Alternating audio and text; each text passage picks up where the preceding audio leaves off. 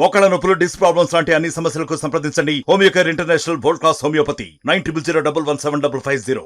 చంద్రబాబు ప్రమాణ స్వీకారానికి ఏర్పాట్లు చకచకా జరుగుతున్నాయి. ప్రస్తుతం కేసరపల్లి వద్ద ఉన్నటువంటి గన్నవరం నియోజకవర్గం కేసరపల్లి వద్ద ఉన్న ఐటీ పార్క్ వద్ద ఏర్పాట్లు చేస్తున్నారు. ఇక్కడ ఈ అరేంజ్మెంట్స్ అన్ని కూడా స్టేజీ సంబంధించినటువంటి అరేంజ్మెంట్స్ ఇక్కడే స్టేజ్ ఏర్పాటు చేయబోతున్నారు. దాదాపు 11 ఎకరాలకు పైగా స్థలంలో ఈ ప్రమాణ స్వీకారానికి సంబంధించిన ఏర్పాట్లు చేస్తున్నారు. నిన్న సాయంత్రం ఈ సభా స్థలాన్ని ఖరారు చేశారు. మొదట అమరావతి అనుకున్నారు, తర్వాత ఉండవల్లికి మారింది.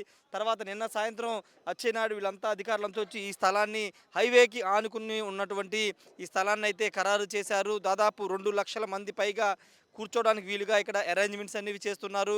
ప్రధాని నరేంద్ర మోడీతో పాటు ఇతర రాష్ట్ర ముఖ్యమంత్రులు, బీజేపీ పెద్దలు, సినీ రంగ ప్రముఖులందరూ కూడా ప్రమాణ స్వీకారానికి హాజరు కాబోతున్న నేపథ్యంలో దానికి అనుగుణంగానే ఏర్పాట్లు అయితే చేస్తున్నారు. ఒకసారి ఇక్కడ ఇదంతా కూడా ఇక్కడ స్టేజ్ ప్రాంతం వస్తుంది.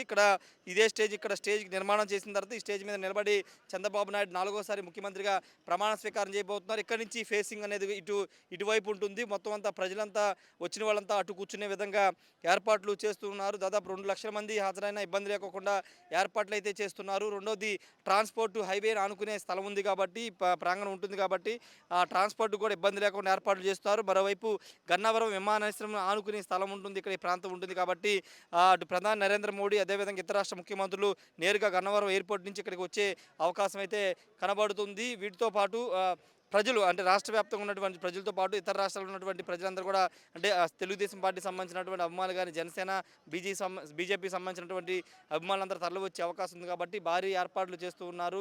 అంటే ఒక డైలమా కొనసాగింది. 4 రోజులుగా ప్రమాణ స్వీకారం ఎక్కడ చేయాలని ఒక డైలమా కొనసాగింది. అమరావతిలో చేస్తే బాగుంటుందని ముందు అనుకున్నారు.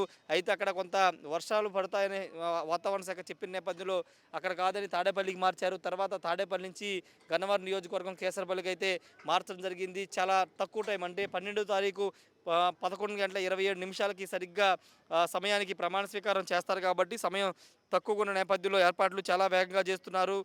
ఇదంతా కూడా ఆర్కే ఈవెంట్స్ వాళ్ళు నిర్వహణలో ఈ మొత్తం ఏర్పాట్లన్నీ కూడా కొనసాగుతున్నాయి. ఇప్పటికే మొత్తం సామాగ్రి అంతా కూడా లారీల్లో తరలించారు. మొత్తం సామాగ్రిని అంతా కూడా కిందకి దించుతున్నారు. అంటే ఆంధ్రప్రదేశ్ సంబంధించి 2019 నుంచి 24 వరకు తెలుగుదేశం పార్టీ చాలా అంటే ఇబ్బందులు ఎదుర్కొంది.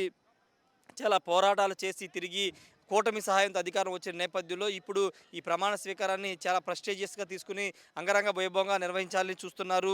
గతంలో 3 సార్లు ముఖ్యమంత్రిగా ప్రమాణం చేసిన దానికంటే భిన్నంగా చాలా గ్రాండ్గా ఈ ప్రమాణ స్వీకారం చేయాలని తెలుగుదేశం శ్రేణులు అయితే నిర్ణయించుకున్నారు. ప్రధానంగా ఇటు ప్రధాని నరేంద్ర మోడీతో పాటు ఇతర రాష్ట్రాల ముఖ్యమంత్రులు కూడా హాజరు కాబోతున్నారు. సినీ రంగానికి సంబంధించినటువంటి ప్రముఖులు, చిరంజీవి లాంటి వాళ్ళు కూడా హాజరయ్యే అవకాశం కనబడుతుంది. ఎందుకంటే జనసేన అధినేత పవన్ కళ్యాణ్ కూటమిలో ఉన్నారు కాబట్టి చిరంజీవి కూడా హాజరయ్యే అవకాశం కనబడుతుంది.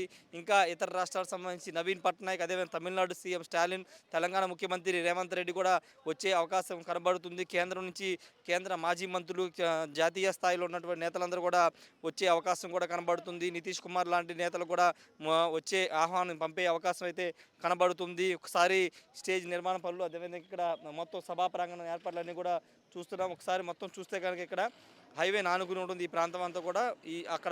అక్కడి నుంచి మొత్తం అంతా కూడా వచ్చిన వాళ్ళందరూ కూర్చోవడానికి ఎలాంటి ఇబ్బంది లేకుండా చేస్తున్నారు. రెండోది రెయిన్ ప్రూఫ్గా వర్షం పడిన ఇబ్బంది లేకుండా రెయిన్ ప్రూఫ్ మొత్తం సభా ప్రాంగణాన్ని అయితే సిద్ధం చేస్తున్న సిచ్యువేషన్ అయితే ఉంది. ఒకసారి చూస్తున్నాం మనం. ఇదంతా అరేంజ్మెంట్స్ చాలా వేగంగా చేస్తున్నారు. సమయం తక్కువగా ఉన్న నేపథ్యంలో అరేంజ్మెంట్స్ అనేవి చాలా వేగంగా చేయాల్సిన అవసరం ఏర్పడిందని చెప్పాలి. ప్రమాణ స్వీకారం అయిన తర్వాత చంద్రబాబు నాయుడు పాలన మీద పూర్తి స్థాయిలో దృష్టి పెట్టే అవకాశం అయితే కనబడుతుంది. ఏదేమైనప్పటికీ ప్రస్తుతానికి చంద్రబాబు ప్రమాణ స్వీకారం సంబంధించిన ఏర్పాట్లు అయితే చకచకా సాగిపోతున్నాయి. 12వ తేదీ కరెక్ట్గా ఉదయం 11:20 చంద్రబాబు నాయుడు ప్రమాణ స్వీకారం అయితే చేయబోతున్నారు.